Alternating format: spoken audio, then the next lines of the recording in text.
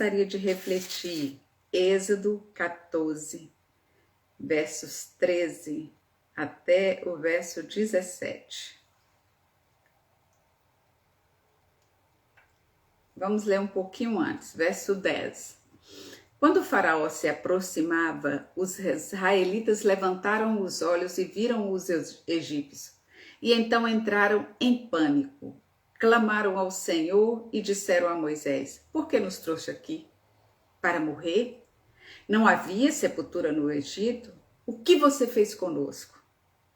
Por que nos forçou a sair?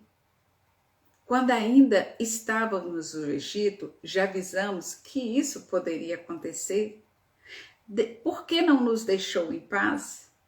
Continuaríamos a servir os egípcios? Afinal, é melhor ser escravo no Egito do que ser cadáver no deserto. Moisés, porém, lhes disse: não tenham medo, não tenham medo, apenas permaneçam firmes e veja como o Senhor resgatará vocês nesse dia. Vocês nunca mais verão os egípcios que estão vendo hoje.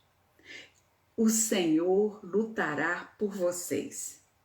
Fiquem calmos. Então o Senhor diz a Moisés: por que você está clamando a mim? Diga ao povo que marche. Tome sua vara, estenda a mão sobre o mar, divida as águas, para que os israelitas atravessem pelo meio do mar em terra seca. Endurecerei o coração dos egípcios e eles virão atrás de vocês. Eu mostrarei a minha glória por meio de Faraó e suas tropas, seus carros de guerra e seus cavaleiros. Amém, irmãos? Irmãos, nós sempre vamos estar diante dos porquês da vida. Volta e meia, nós vamos nos deparar com estes porquês. E uma coisa que a palavra nos diz nesta manhã: diante dos seus porquês, tome 3 atitudes. O povo de Israel estava em pânico quando ele viu a adversidade batendo na sua porta. E ele começou a dizer: por que você me trouxe aqui? Por que você me deixou sair? Por que você fez isso comigo? E Deus então manda um recado através de Moisés: diante dos seus porquês, façam 3 coisas. Primeiro, não tenha medo. Então, diante dos seus porquês, irmãos, pare de continuar fazendo os porquês e tome essas 3 atitudes. Primeiro, não tenha medo. Segundo, permaneçam firmes. É isso que está no verso 14. Né, irmãos? Não tenha medo. Permaneça firme. O Senhor lutará por vocês. Então, o que devemos fazer diante dos nossos questionamentos? Não temer, permanecer firme e esperar pelo o Senhor. Ontem, pastor Edna nos fez refletir no Salmo 33. E o Salmo 33 diz assim, ó: podemos confiar, verso 4, em tudo o que o Senhor faz. Em tudo que o Senhor faz, nós podemos confiar. Seus planos e propósitos jamais serão abalados. Verso 11.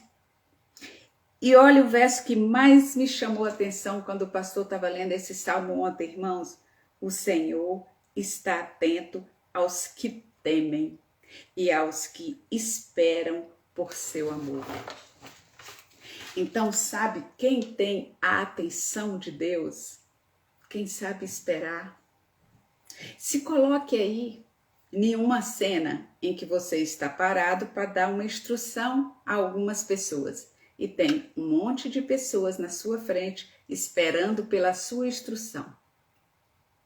E vai ter um monte de pessoas que vai perder a paciência de esperar a sua orientação e vai embora. Em serviço público, geralmente é assim, eu vivi isso, né, irmão? Não tem paciência, está demorando demais, eu vou embora. Quem terá a sua atenção, irmãos? Quem terá a sua atenção é aquele que esperou. E você, calmamente, vai dizer o que ele precisa. Quem foi embora saiu desorientado. Quem se apressou pode tropeçar no caminho. Quem se apressou pode errar a direção. Quem se apressou pode atrasar nos seus propósitos. Então você quer ter a atenção do Senhor? Espere. Permaneça firme. Confie e espere. Provérbios 30, eu li esse texto hoje, Provérbios 30, versos 5, diz assim: toda a palavra de Deus se prova verdadeira, ela é escudo para quem busca sua proteção. Então busque a proteção de Deus. Ela é verdadeira, ela é escudo para quem? Ela é escudo para quem busca. Só que essas atitudes que nós devemos ter diante dos nossos porquês se levanta diante de outro questionamento. E diante dos porquês de Deus, o que a gente faz? O povo encheu os céus de porquês e Deus disse: não tema, permaneça e espere. E Deus devolveu o porquê para o povo. E Deus disse: por que você está clamando? Marcha. Então, diante do porquê de Deus, o que a gente faz? A gente escuta, a gente obedece e a gente avança.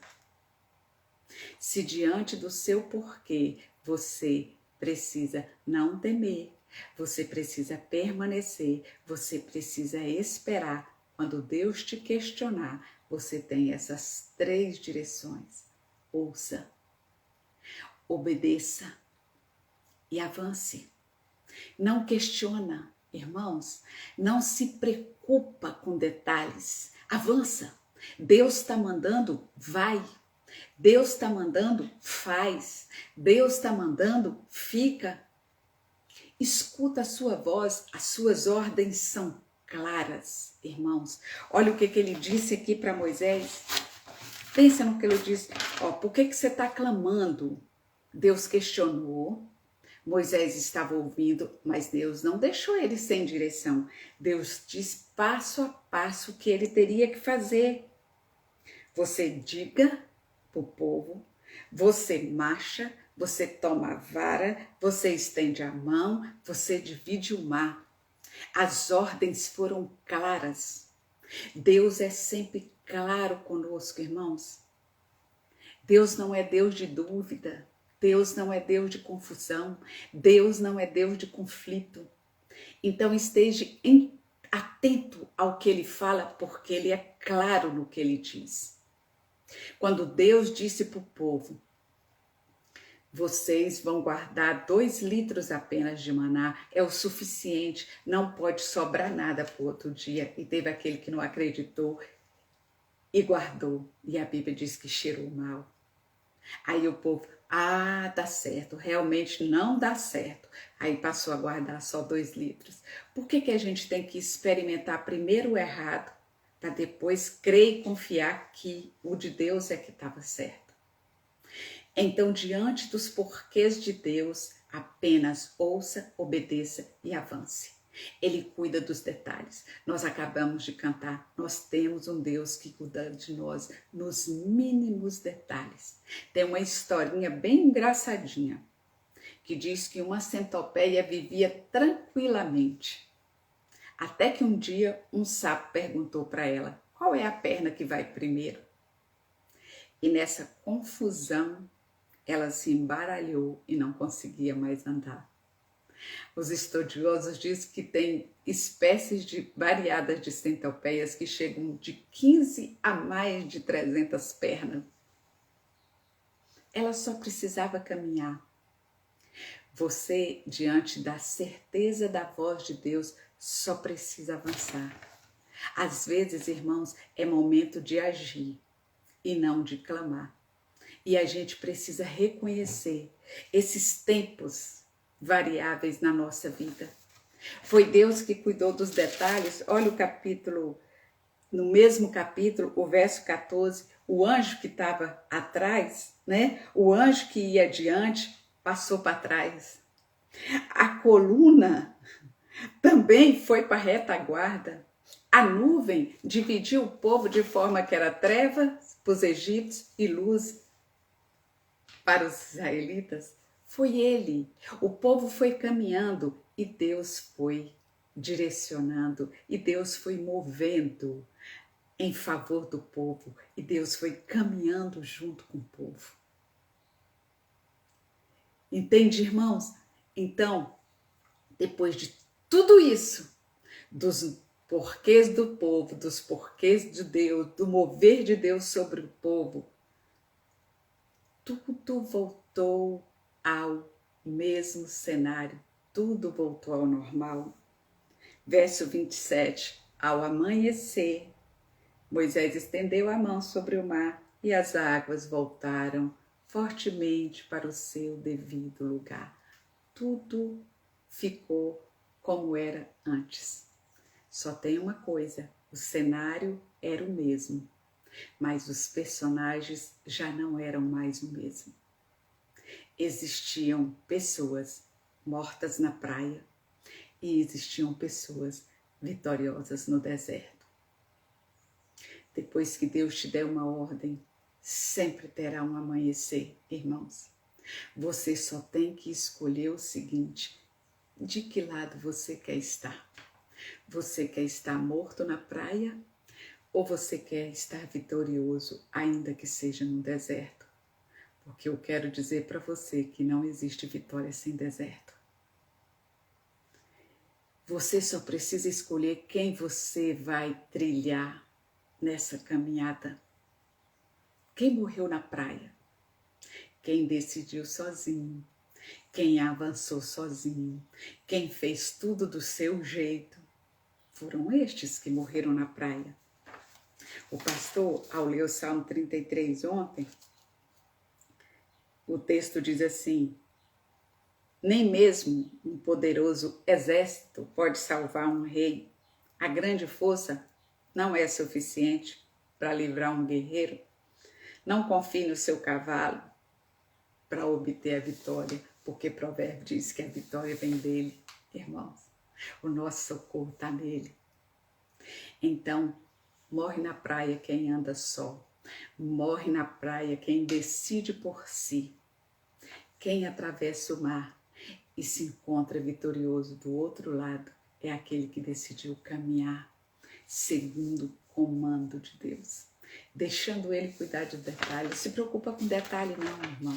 Se preocupa em obedecer. Se preocupa em ouvir. Você ouviu, está disposto a obedecer, começa a marchar, que Deus vai botar tudo no seu lugar, conforme os seus planos e os seus propósitos. E o que nós vamos fazer aqui? E o que estamos fazendo aqui? Todos os dias, praticamente, exceto domingo, todo dia, meio-dia, é dizer para o Senhor: Senhor, nós estamos clamando. Nós estamos clamando por pessoas. Estamos clamando que o Senhor cuide de todos os detalhes da vida dela. Afina o ouvido de cada uma. Afina o meu ouvido para que eu ouça o seu comando e tão somente caminhe na sua companhia. Porque o Senhor é Deus que cuida. Vamos confiar nisso, irmãos. Quando nós colocamos essas pessoas no altar do Senhor, nós estamos colocando, crendo que Ele é Deus que cuida. Amém? Vamos orar.